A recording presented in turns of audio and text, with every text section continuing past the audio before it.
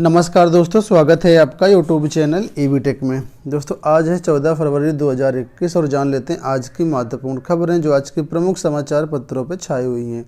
सबसे पहले बात करेंगे जूनियर एडेड हाई स्कूल शिक्षक भर्ती के बारे में। आप लोग जानते हैं अभी हाल ही में 10 फरवरी को जूनियर एडेड हाई स्कूल शिक्षक भर्ती का शासनादेश जारी हुआ था, जिसमें से ये कहा गया है कि 18 फरवरी को इसका डिटेल्ड विज्ञापन जारी होगा और 22 फरवरी से इसके लिए ऑनलाइन आवेदन शुरू हो जाएंगे और 11 अप्रैल को इसकी परीक्षा होगी। दोस्तों ये शासनादेश दूसरी बार जारी हुआ है, इससे पहले भी एक शासनादेश जारी हुआ था, लेकिन अभी ये शासनादेश और बदलेगा। क्यों बदलेगा ये?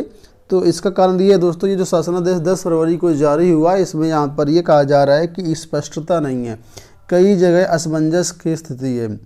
जैसे सबसे पहले असमंजस की स्थिति की बात कर लेते हैं तो परीक्षा को लेकर के असमंजस है। शासनादेश में कहा गया कि 2 पेपर होंगे, पहला पेपर जीएस का होगा, दूसरा पेपर वैकल्पिक सब्जेक्ट का होगा। ठीक है, जबकि परीक्षा प्राधिकारी ने इस पर स्पष्ट किया है कि 2 पेपर नहीं होंगे, पेपर एक ही होगा। पहला पार्ट होगा आपका जीएस का और दूसरा पार्ट होगा आपका सब्जेक्ट का, यानी कन्फ्यूजन वाली थोड़ी सी स्थिति है। उसी तरीके से यहाँ पर जो कन्फ्यूजन है वो विषयों को लेकर के भी, विज्ञान और गणित में अभ्यर्थी ये नहीं समझ पा रहे हैं कि विज्ञान जो है उसे विज्ञान वाले अभ्यर्थी में के लिए करना होगा या फिर जो है विज्ञान और गणित दोनों कंबाइंड रूप से अभ्यर्थियों को करना है। ठीक है, इस स्पष्ट रूप से सारी चीज़ें नहीं बताई गई हैं, तो यही चीज़ यहाँ पर दी गई है कि अध्यापक भर्ती लिखित परीक्षा में अब एक प्रश्न पत्र। एडेड जूनियर हाई स्कूलों की शिक्षक भर्ती की लिखित परीक्षा से पहले इसके शासनादेशों में लगातार बदलाव चल रहा है। 1 माह के भीतर 2 शासनादेश जारी हुए और दोनों में निर्देश स्पष्ट नहीं है। सहायक अध्यापक पद की लिखित परीक्षा सिर्फ 1 प्रश्न पत्र की होनी है, जबकि आदेश में 2 प्रश्न पत्रों का जिक्र है, इसलिए तीसरा शासनादेश जारी होना तय है। जैसा कि मैंने बताया कि शासनादेश में कहा गया कि 2 पेपर होंगे, जबकि 2 पेपर नहीं होगा, पेपर एक ही होगा, उस पेपर के 2 पार्ट होंगे। शासनादेश में ये सारी चीज़ें स्पष्ट नहीं है।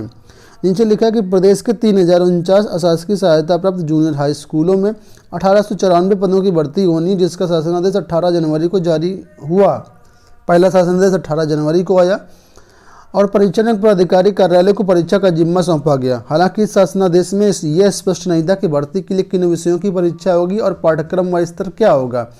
इस पर दूसरा शासनादेश जारी हुआ जो बीती 10 फरवरी को जारी हुआ, यानी 3 से 4 दिन पहले जारी हुआ। इसमें पाठ्यक्रम व परीक्षा को तो स्नातक स्तरीय बता दिया गया, लेकिन कई अन्य बिंदुओं पर बड़ी चूक हो गई है। मसलन 1 प्रश्न पत्र की सहायक अध्यापक भर्ती की लिखित परीक्षा की समय सारणी जारी हुई, जबकि बिंदु 2 में कहा गया है कि प्रथम प्रश्न पत्र में 50 और दूसरे प्रश्न पत्र में 100 सवाल होंगे। परीक्षा संस्था का कहना कि ये सवाल एक ही प्रश्न के 2 खंडों में रहेंगे। आदेश में कहा गया कि लिखित परीक्षा जो है 4 विषयों की होगी, भाषा, विज्ञान, गणित व सामाजिक विषय। सामाजिक विषय को लेकर के भी स्पष्ट नहीं है, वहाँ पर सामाजिक अध्ययन कहा गया है, जबकि सामाजिक विषय अलग होता है, सामाजिक अध्ययन अलग होता है। तो इन सारी चीज़ों में कुछ जगह पर कन्फ्यूजन वाली स्थिति है, इसलिए यहाँ पर कहा गया कि तीसरा शासनादेश इसका जारी होगा। दोस्तों आप लोगों के लिए एक बड़ी खुशखबरी है, हमारा एक दूसरा ऐप आ चुका है। अभी तक आपने डाउनलोड किया होगा exam preparation by AB tech. वहाँ पर जो कोर्सेस हैं वो सारे कोर्सेस मिलेंगे। अब टेस्ट सीरीज के लिए हमने दूसरा ऐप लॉन्च कर दिया है, AB tech online test series. ये हमारा दूसरा ऐप है जो भी हाल ही में लॉन्च हुआ है। ठीक है, गूगल प्ले स्टोर पर अवेलेबल है, डिस्क्रिप्शन बॉक्स में लिंक दिया गया, यहाँ से आप लोग डाउनलोड कर सकते हैं।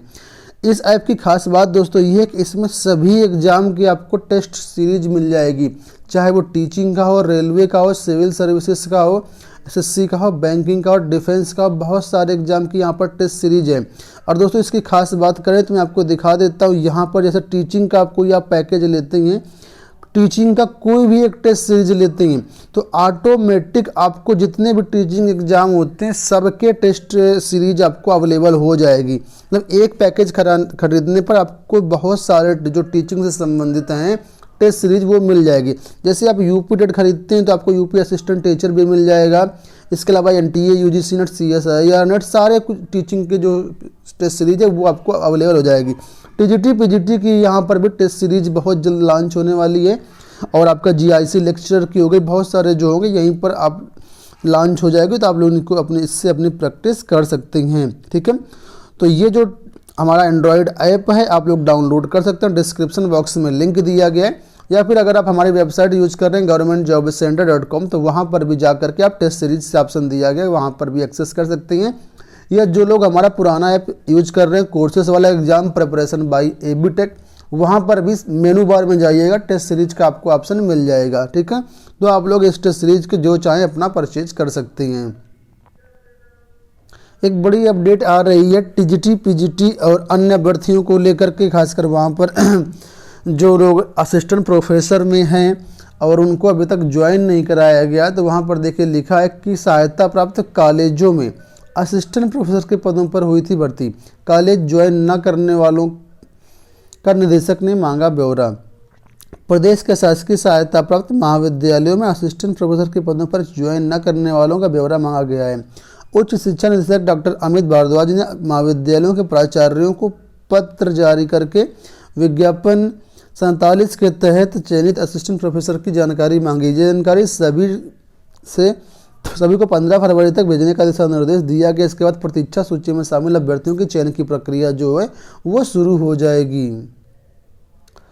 बहुत सारी परीक्षाएं पंचायत चुनाव के कारण तय नहीं हो पा रही थी। दोस्तों उत्तर प्रदेश सरकार ने ऐलान कर दिया है कि 22 मार्च के बाद पंचायत चुनाव की जो अधिसूचना है वो जारी कर दी जाएगी, और जो त्रिस्तरीय पंचायत चुनाव होने हैं ये 24 अप्रैल से पूरे करवा लिए जाएंगे।